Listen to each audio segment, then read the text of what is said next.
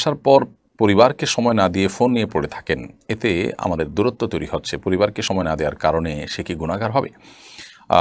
এটি আসলে আপেক্ষিক বিষয়। পরিবারকে সময় না দেওয়ার কারণে তিনি গুনাহগার হতে পারেন যদি সেটা চরম পর্যায়ে হয়। কোনোভাবেই পরিবারের দিকে খেয়াল করছেন না, তাদের মৌলিক প্রয়োজন পূরণের দিকেও মনোযোগ দিচ্ছেন না। এরকম যদি হয় তাহলে তিনি গুনাহগার হতে পারেন।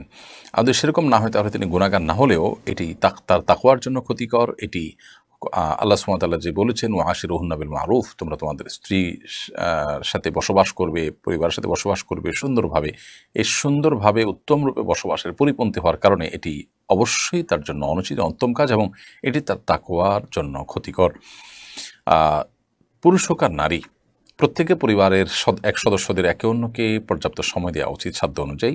অহেতুক মোবাইলে সোশ্যাল মিডিয়াতে ডুবে থাকা এবং নানা রকমের আসক্তি, সেটা টেলিভিশন হোক, মোবাইল হোক, এগুলো নিয়ে ডুবে থাকা, এটা কখনো প্রশংসনীয় কোনো কাজ নয়। এটা আমাদের স্বাস্থ্যের জন্য যেমন ক্ষতিকর, মানসিক স্বাস্থ্যের জন্য ক্ষতিকর, আমাদের পারিবারিক জীবনকে সুন্দর এবং সৌহার্দ্যপূর্ণ করার জন্য এটি বড় ধরনের প্রতিবন্ধকতা সৃষ্টি করে। সেজন্য একজন দায়িত্বশীল মুসলিম, তিনি নারী হোক আর পুরুষ হন, তিনি এ ধরনের আসক্তি থেকে বেঁচে থাকার জন্য আপ্রাণ চেষ্টা করবেন। আল্লাহ তাআলা আমাদেরকে তৌফিক দান করুন। এটি খুব ভয়াবহ রূপ পরিগ্রহ করেছে।